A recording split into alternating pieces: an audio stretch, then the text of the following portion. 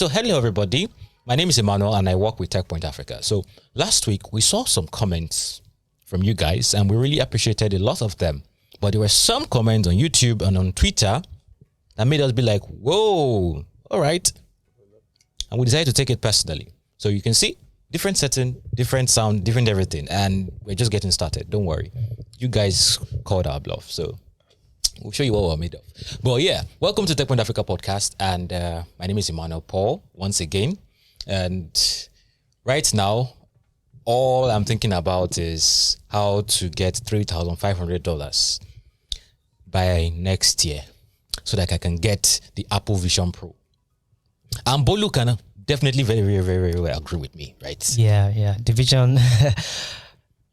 I think this is, I've not really been part of I don't think I've been part of any serious technological revolution before, old enough to really understand it. Like when the iPhone came out back then in 2007, I was not wise enough then. But now that I'm really old enough to understand how revolutionary this is, I just have to agree and say I was blown away by Apple's presentation of the Vision Pro, and it just makes you think.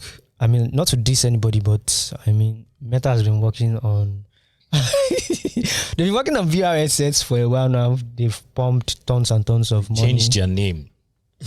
Well, to capture this VR, AR, or whatever element, right? Well, they changed their name to Meta. True.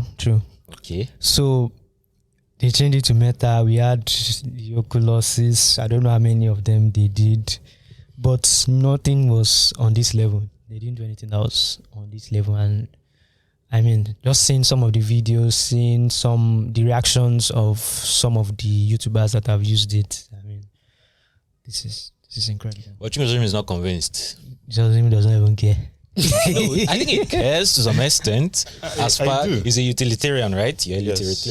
Is it economic utilitarian or philosophical utilitarian? Economic utilitarian. Okay, so and I'm just looking at what he can do. So I will agree with Bolu that. Okay, not agree, but I think it could be revolutionary. Will it be revolutionary? It remains to be seen. But I'm looking at all the potential of what it could enable. But I'm also looking at all the drawbacks to such developments. okay. So, you've talked about some of the things you could do. So, you have a more immersive experience, which I think a lot of people want. But on the other hand, I have been, for a couple of years now, I've been particularly concerned about the erosion of community. And I just find myself thinking, what impact does this have, or would this have on community?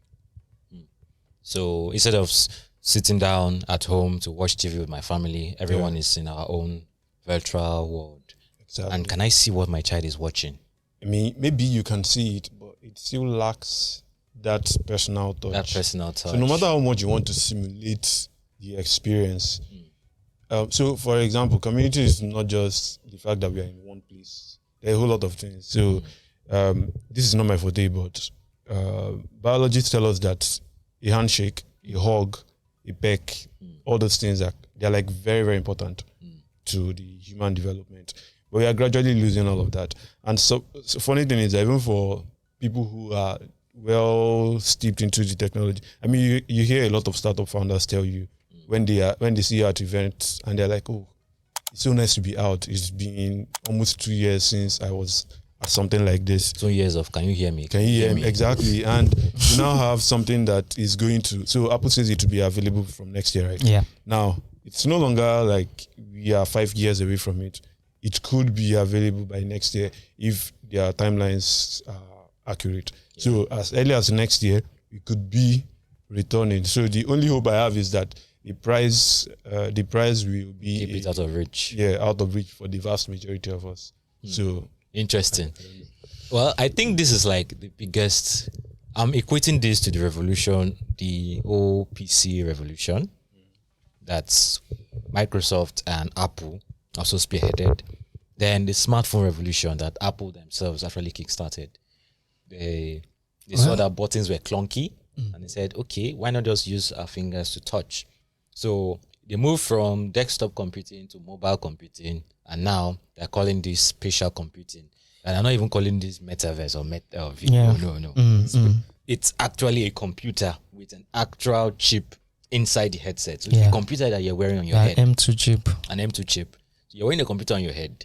Yeah, you have a 4K micro LED screen on one eye, then another 4K micro LED screen on another eye. I think that's crazy. I mean, I'm a Hapu hater, and okay, I just said Hapu. My God, and you're not even Yoruba. Thank God you do this one. I'm an Hapu hater normally, but it's getting really, really hard. According to Linus, it's really, really hard. It's impressive, but another question I would ask is: do we really need this? Okay, so let's take Senegal for example. Yeah, that has been facing a huge number of unrests, right? Do you think a society like Africa that kind of needs a lot of political involvement, political engagement, and political activism, whether the economy has been stable or not, do you think a society like Africa could benefit from technologies like this? I say yes, because look at what the smartphone did to political activism in Africa, for instance. So movements that started on Twitter actually went offline and caused a lot of change, right? There's the Occupy Nigeria that happened sometime in 2014, I guess. Then 2014 or 2011, I'm not even sure again. Occupy Nigeria, I think that was 2015. 2015. Oh, January 1st. Was it? No. Was it 2015? When did Jonathan leave us? 2015. Okay, I think that was when that same year, January 1st, he announced that he removed subsidy and blah, blah, blah. Then it was bring back our girls. Now, I'm thinking of the possibilities, right? Imagine social movements where if you gather together, personalized, like if you gather together in one place, you could come and chase you with tear gas. But imagine social movements.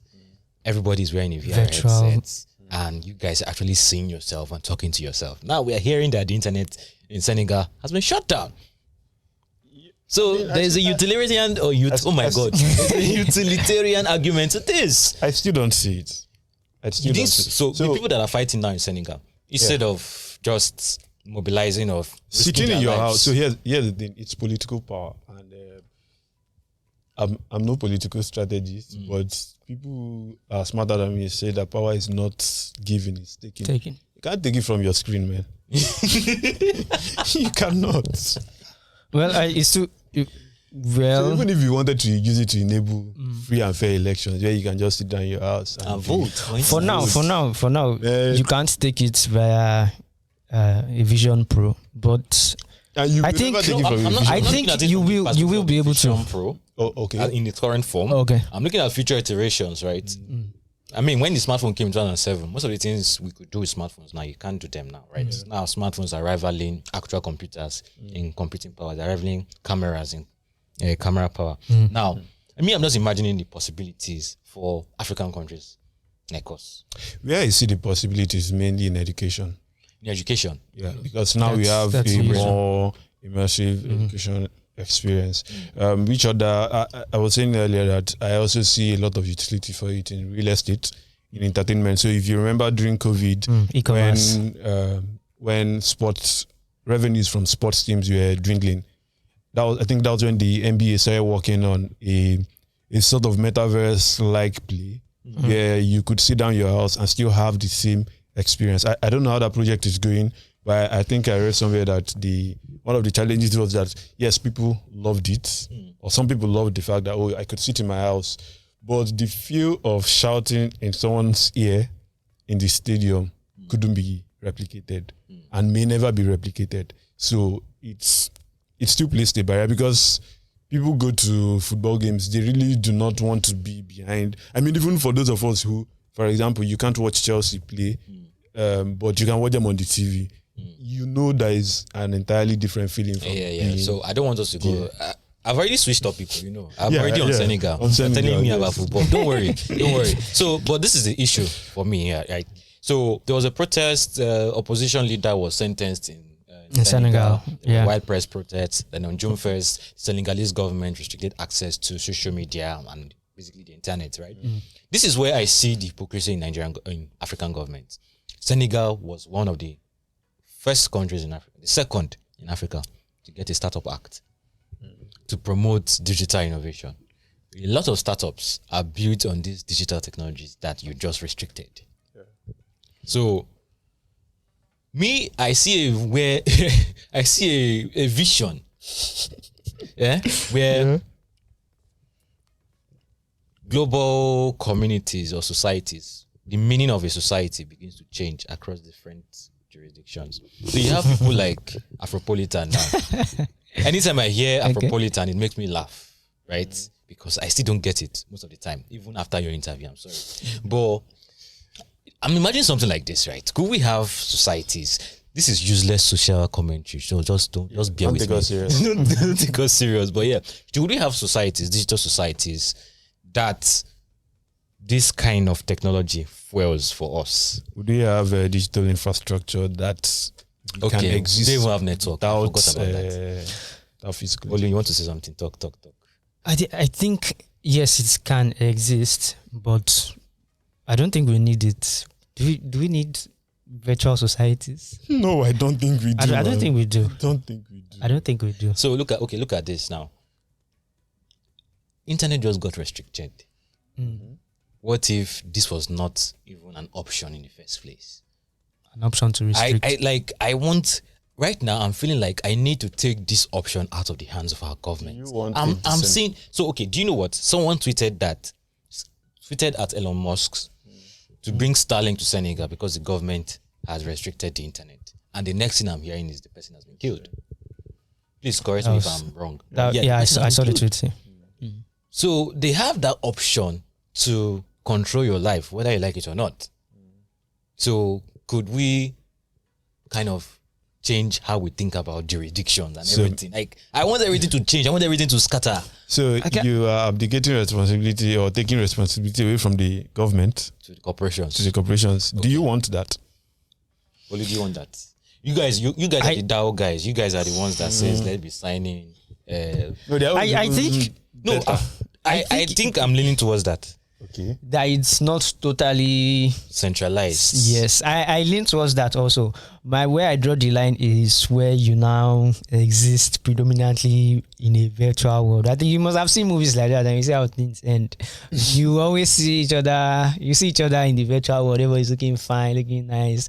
But then you go to the person's house and the person is looking very pale, probably even dying and does not even know, right? But do we now have? But can we now have like a system of government or a system of, I don't know what to call it, like of existence whereby power is now decentralized through technology, whereby no one really has that total, like the way the DAO works right now. So no one has total control. Yes, no one has total control. It has to be everybody coming together to make decisions. But I mean, there are always downsides to all these things. So there's something you guys say in political science. They say democracy of everybody, government of everybody. Government of the people, by the people, for the people, blah, blah, blah. That is a government of mob rule. That is you are just a step away from anarchy. Yeah, because I think one of the things that happens with like a centralized government is responsibility now rests in certain institutions. Mm-hmm. So imagine if we had to agree on a governing structure for, let's say, our armed forces, because we will need it. If we had to agree on that, that means me, with zero military knowledge, will now be telling you, the military expert with 25 years, basically what we have on Twitter, where I am telling a medical doctor who's been practicing for 25 years that he's crazy and that he doesn't know what he's saying. So now imagine that kind of, because here's the thing, in every fair we're always going to have more, like we're always going to have experts and the total ignoramuses that will still come and be voting on important decisions. Exactly. So maybe that's the reason why some people advocate for, I can't remember the name, but I think an egalitarian government where basically the best are in charge. So they know what needs to be done, but then there's still the human feeling. So imagine me having to comment on. Wow. The best in charge has his own issues, but let's not even go there. Yeah, we've gone very far from what brought us. Yeah, it's fine. It's fine. But you just made me remember this investor. One investor on Twitter that said founders that have not made single revenue in their life is telling Dangote how to or how not to run a refinery or something like that. He's asking why Dangote is building a refinery or whatever. And yeah, we just saw another startup, or it's not a startup, it's actually a public company. And I didn't know them. Tingo Group. Same here. Don't know them. I've never heard of them in my life. The first time I heard of them was when they said they were a unicorn. Oh, okay. That was the first time I heard of them. Then I'm now saying that, okay, Idibong Research has done they've done what they know how to do best. They thanked their. I think Tingo needs to even explain it to me. Okay, so Tingo, what happened? Who are these guys? Sorry, I've been validating around that whole Senegal and Vision Pro thing because I felt I'm tired of seeing African governments misbehave. They say one thing with their mouth and go and do another thing. I don't think a startup act should be existing in the same country that has internet shutdown. I don't think a startup act should be existing in the same country that has a NIDA code or NIDA act. I'm sorry, but let's move on to Tingo Group. Let's see how the thing goes. All right, I got that was good. Yeah, commending yourself. Nobody commended you. I mean, if nobody can, I have to do it. All anyway, so Tingo, I'm still surprised that a lot of people say they don't know them. I've never heard of them. I can't say the first time I heard about Tingo, but I just know I heard them maybe a few years back, before they became the whole unicorn that they claim they are, or they claimed they are. So Tingo, they are like an agri-fintech. They play in two different, is it 2 or 3 different spaces now? So there's a mobile phone arm where they claim to be selling phones to farmers in Africa. I can't hear you. Okay. Yeah. Okay. There's a mobile phone arm of the business where they claim to be selling smartphones to farmers in Africa. So they claim they have operations in Nigeria and Ghana, and they say they've sold about 12 million phones. I was trying to get the number of phones that Transion Holdings has sold, just to see if you are such a big deal and you've sold 12 million phones.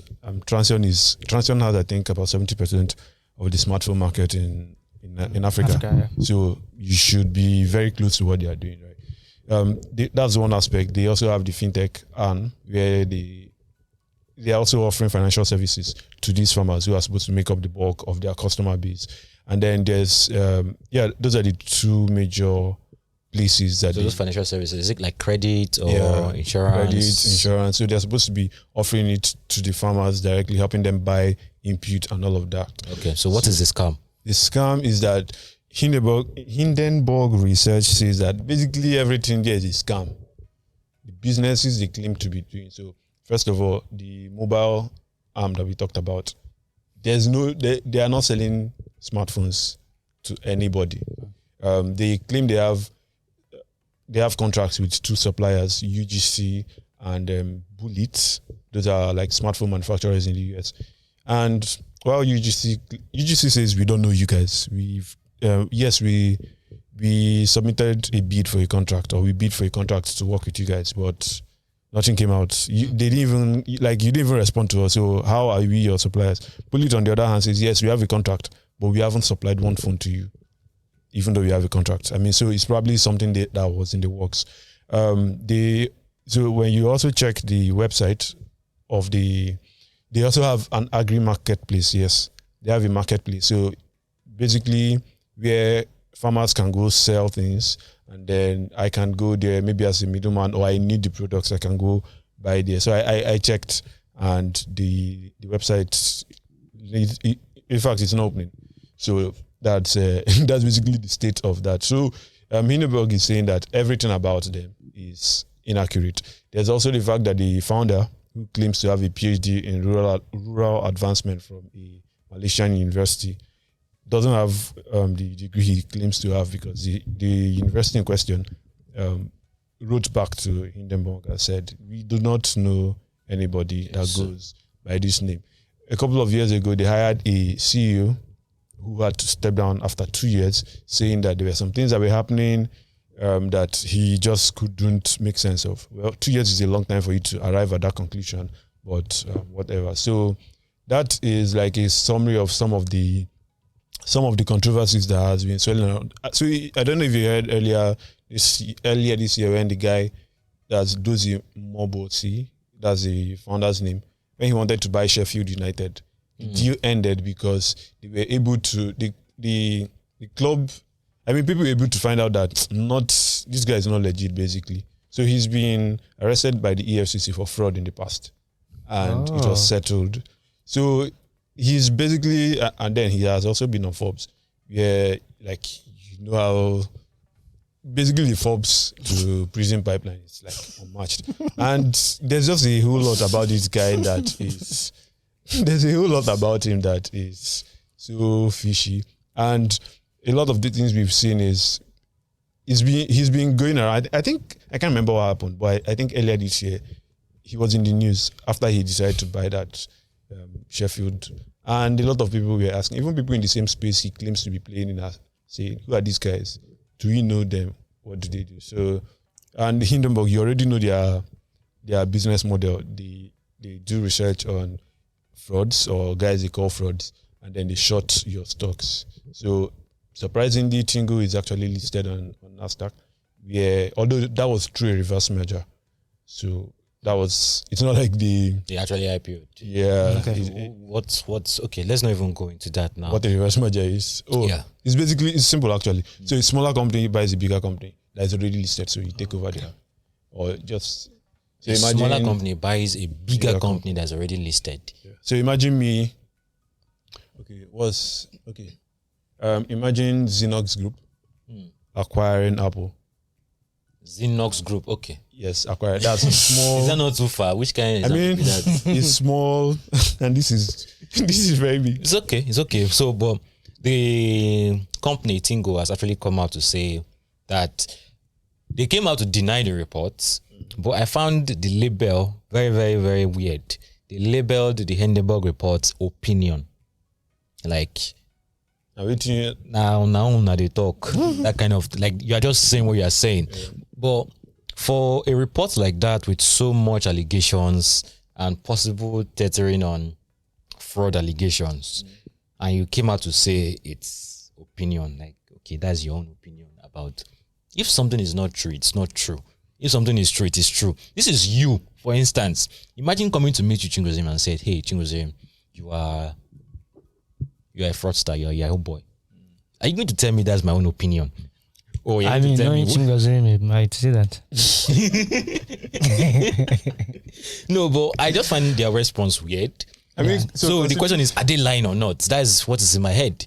If you ask me, it's one thing for an individual to say, oh, I don't care about the opinions of other people. It's another thing for a business to tell me, I don't care about the opinions of other people. Shey they why me? Like, you have to care about the opinions, because as we saw after the report, their shares, the price of their shares went down, which is something that happens, like, it's pretty common. But you ideally should have, I mean, if their shareholders or stockholders are also not fabricated, right? They have people they will be answering to. So, like, are you also telling them that their opinions don't matter? I don't know. It's a very funny response. Down by almost 50% in the last 5 days. Okay, and then you're saying it's an opinion. So, come on now. I mean, you have to do something to reassure people that. Yes. At least the people who are directly invested in your company. Forget about us. It's an opinion. We are not. We don't have know you exist in the first place. I'm sorry. But the people who own shares or shares in your company, at least speak to them. So I don't know. Anyway, has any security operative or whether he has been arrested or something like that? As at this moment, I don't think I've seen any. But it's probably going to.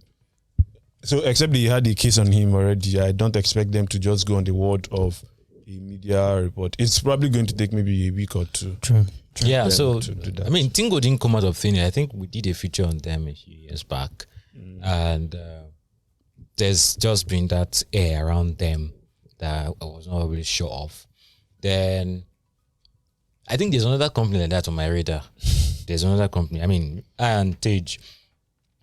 I've discussed this at some points about one company that we also featured. We'll be like, so this is the thing, and it's making me skeptical about the entire agri-tech industry. Like, what is good? This is not the first time we're hearing something happening with these agro-related companies. First, there was the whole debacle with Farm Crowdy and Driver Agric, and those were the most popular ones, and I think they found a way to adjust themselves. But there were a bunch of other guys that were doing weird stuff, and we can't hear of them again. Agro crowdfunding, providing financing to farmers, and a lot of people lost their money, and a lot of people have still not recovered their money till now. Yeah. So, I mean, to be fair, it's not really about the industry. Anybody can agro financing. Yeah, anybody can perpetrate fraud in any industry. And once it has an element of finance, it's quite easy, especially if you're dealing with an economy like Nigeria. So one thing that comes with maybe having a lot of poor people is that people kind of, especially with the way Nigerians can be hopeful, they just think or believe that there's this next big break somewhere on the way that, okay, maybe this investment could just bring them closer to it. So yes, I think we will see more of this. We will see more of this, like brazen attempts at defrauding an entire world. We'll see more of it. But I think it's not a reflection of the industry. I think it's just someone who did not know when to stop. That's like, all right, or even did not even know that he shouldn't have started in the first place. All right, so let's even move on from this story, because I don't like hearing stories like this. It's not good. It just reminds me of what one of my friends always tells me: is government is not our issue, be our own issues, right? Because these are the people that will eventually get elected into government seats of power, and this is what you're doing with a company. What will you not do when you become the president, an elected president, or a senator, or anything? Let's not even imagine. So yeah, it's a sad situation. But in the world of finance, we're hearing two companies. So number one is Cheaper Cash. They've laid off again, and this time it touched a C-level executive. Then we're hearing Mara too is downsizing, basically laying off their content and marketing team. I don't know what's going on at Cheaper Cash specifically, because I saw them try to bring in some features like charging for cards and all of that. I thought, okay, maybe they want to tighten the ship, but they're still laying off, and it's making me question, like, what is going on? I guess it's just true, what they say about charging immediately start your business. Charge from day one, please. Because the article. Because it's very gracious saying I should shout it. It's very important, because once you start and people are like, oh, this is cool, and it's not just for making money. Most people say once you charge from day one, right, it helps with revenue and then the business going on. But it actually does more for you. You actually know what people would actually pay for. If you're giving me something, if I don't really need it, I might keep taking it. I have 1 million users, and because it's not costing me anything. So, but when you charge, you know how valuable this thing. You also know if this thing actually has product market fit. Because if people are actually willing to pay for that, people find this valuable. But then you don't charge them from the beginning, and then we are already used to it, and then you start telling me, this thing, you bring 2K for this one. I say this one, we'll collect 500 for this one. And I'll be like, and then I'll just think about it, and I'll be like, I didn't actually need this in the process. You'll be fine. So I guess that's just one, and this might seem like an oversimplification of the entire model of what Cheaper Cash and what a lot of other businesses that do the same thing are saying. But I think in a way, I mean, I'm ready for anybody to say I'm wrong or anything, but I think in a way, these are some of these problems that a lot of them had, right? Yeah, but how unlucky do you have to be that you raise $150 million Series C and two of your investors basically crashed? There was FTX and Sam Bankman. I mean, yes, you also have to Silicon Valley consider Bank. that, yeah. So the valuation was around $2 billion last year, but now the valuation has been slashed to God knows what. But if it's just a purely economic thing, then is this layoff really economic? Because they are sacking high-level executives, country manager in Kenya or country director in Kenya, and the COO. So is this like a change in direction? Like they need fresh ideas, they need something different to kind of right the ship. Like Jumia did last year, I think. The two CEOs left, then he brought in someone, I think Francis Dufresne, if I'm not mistaken. Yeah. And I think they've recorded their lowest losses in 4 years. So is this the strategy for cheaper cash now? Could this even affect the CEO? So when I think of this, I know an important person left, Wizard. He left to eBanks. Yeah. Okay, I don't know if this is related, but I just had to mention it. So when I look at it, so someone said something that when I think about fundraisers, I try to paint that picture. So I was like, I've bastardized money to the point you don't know what $1 million is anymore. You think that $1 million is like 1 million naira. You don't understand what $1 million is. Right. So when I hear that you've raised $150 million and your primary base of operation is in Africa, and then less than a year later, you are laying off what should be key staff. I'm just like, where did all that money go to? SVB and FTX. Okay, so let's say you lost a significant amount of money, because that's if you're doing all of this, and in light of these two events, then you probably lost a huge amount of money in the process. Mm-hmm. That's one. Or you blew it on expenses that never yielded the results you were hoping they would yield. Either excessive marketing or paying influencers like shouting excessive marketing. You push your market though, please. Of course, market, but you get the point. Or maybe you spent it paying people salaries that you had no business paying. So these are some of the challenges. Now, when you mention the Kenyan country manager, that is probably the one thing I am curious about. So if you remember the last time they conducted layoffs, you mentioned that they'll be focusing on core products and core markets. So are you saying that Kenya is not a core market anymore? Are you saying that it's possible? You are now. So yesterday I was looking through the cheaper cash app, and I wanted to see what core products are you going to be focusing on. So they offer investing services. They offer, you can buy airtime, you can buy data, utilities basically.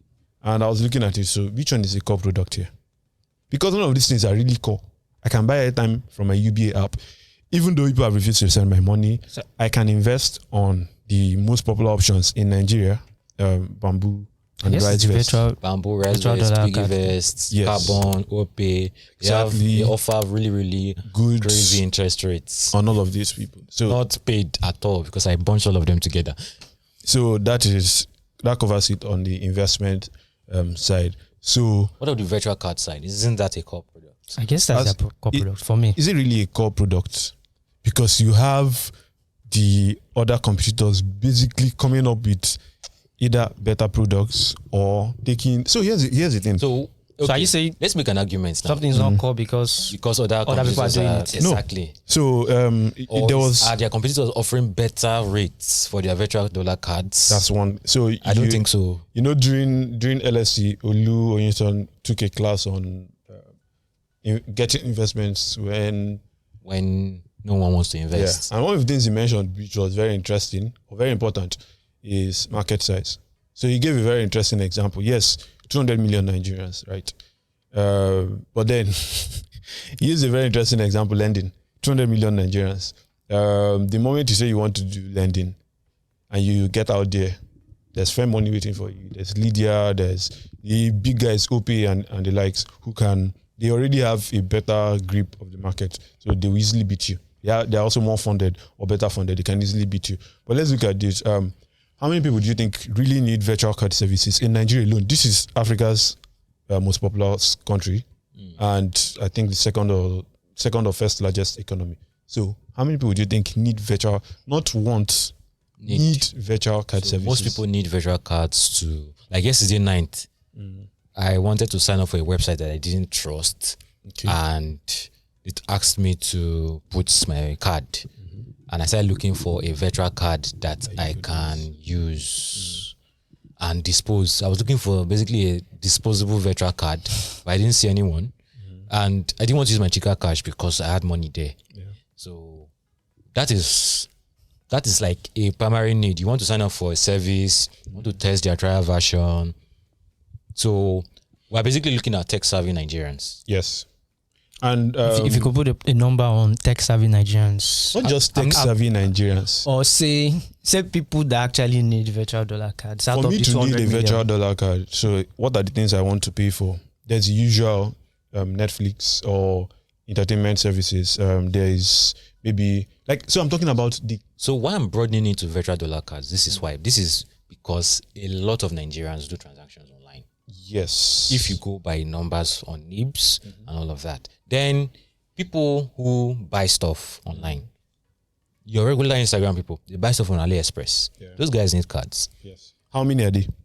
Most of them. Can we say they are up to 400,000 in Nigeria? You can't make any specific estimates. Yes. But you can, I'm so just basically giving you... This is vibes, this is back of paper math you are doing, sha. Yeah, so that is just one market. Another market is people who want to host a website. They want to pay for their domain name. Yeah. How many are they?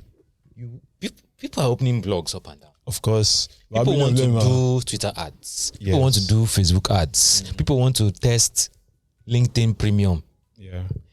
We are broadening the market like this. Yes. So me, I'm just saying the people who are likely to do this are mostly tech-savvy people. And I'm not saying you own a smartphone. But I'm saying you are tech-savvy, like you do stuff online, right? You have a job that requires you to do. So you've mentioned entertainment. I've mentioned Instagram traders. I've mentioned people who want to open blogs and pay for domain name. I met someone random that does pay for a domain name. And if you are using, say, Hostinga or GoDaddy, you might not be able to pay with your Nigerian card. Yeah. So a lot of the things that people are doing with Naira, their Naira cards, they couldn't do. Then parents who want to send their children money, instead of going through all the stress of Form A, why not use a virtual dollar card? Well, so most likely a tech-savvy parent might use a virtual dollar card. Yeah. So we're expanding the market, right? The market is not as big, but if you extrapolate, say 25 million smartphone owners, and you say half of that are tech-savvy. How many million again? Let's say 25 million smartphone owners, and you say half of that are tech-savvy. So 12.5 million people. That's a nice market. Yeah, that's a nice market. So I agree that there's a market there. Yes. But my argument is, for you to really be in business long term, you are competing. So in Nigeria, here's the truth. I don't know how many, all of us in this room, I don't know how many international transactions we do in a month. Do you do international transactions? In a month. Anome? Not a lot, but you at least do like once or twice. In a month. So, okay, let's say over the course of a year, would you do up to 6 times? More than.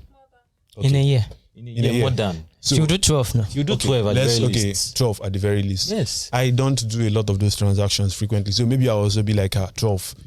12. No, more than 12 okay, actually. More than 12. Like 24. Okay.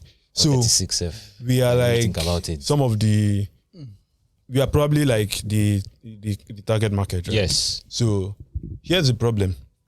These cards or these service providers are competing with my bank. Are they? My bank cannot do it. My bank cannot do it. But here's the thing. I wanted to pay for, I think, my YouTube Premium a couple of months back. And my bank decided that not today.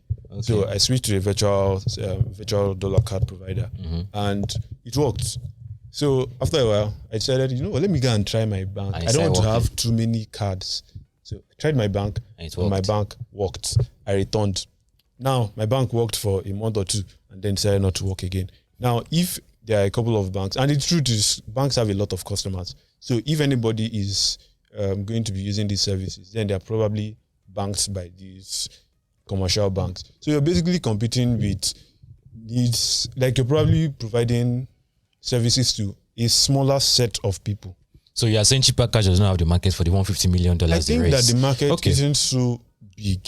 All right, it's him that said it, though, not Techpoint. So, but yeah, I get your point, and it's making me think about the other guys, the paydays, the yeah, and those other ones offer the same. There are lots of them. Exactly. It's just go and find who has the best rates and stick with that person, because I'll probably get tired. And you actually, because almost every month they have one issue or the other. So the entire industry looks like it's very difficult to play in. So yeah, check out somebody will get it. Somebody will get it right. Yeah, check out Tingo's article on Federal Card. You could see a lot of the things he's saying. He's not just saying it from his head. Let me just try to defend him a bit. He kind of has informed perspective from experts at these companies, at virtual card infrastructure providers, and a player like InterSwitch. What was the name of the other? Bridge Card. Bridge Card. So check out that article on virtual cards. And I think we have come to the end of this podcast. We've talked, we've stood for some time, and Let me see. Okay. What's my heart rate? Oh, wait, stock like this is to increase your heart rate or what? No, it's supposed to show that I'm doing a little physical. You're not doing anything physical. Don't bother yourself. Well, if you use virtual dollar cards or you use your bank card on any entertainment service, try to be careful, because we're hearing hackers leaked 27,000 Showmax passwords online.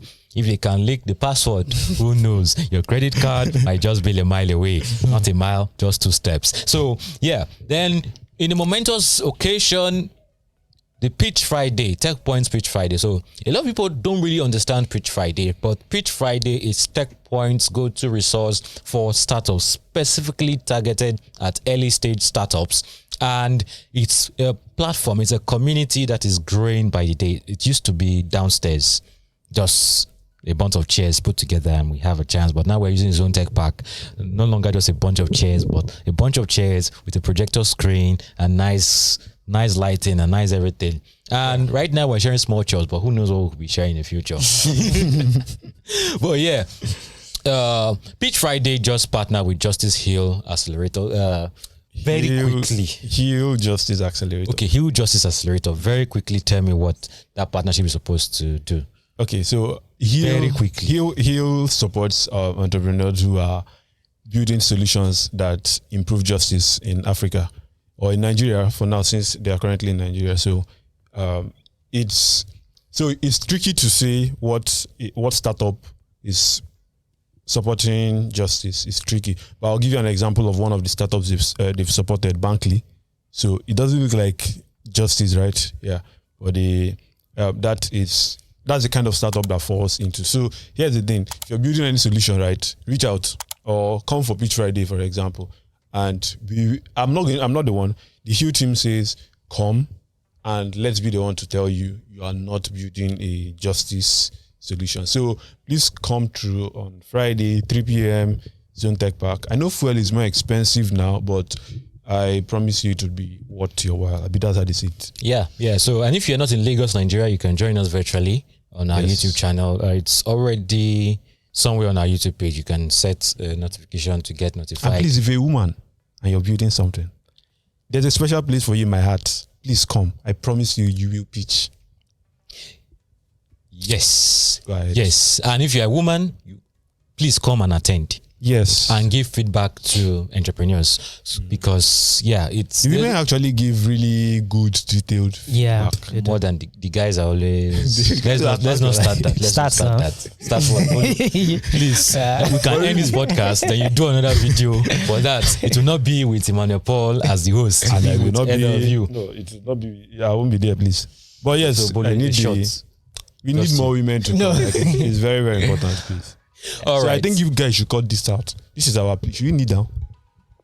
Why do you want to kneel down? What do you want to do again? Because we need more women to come. Just come.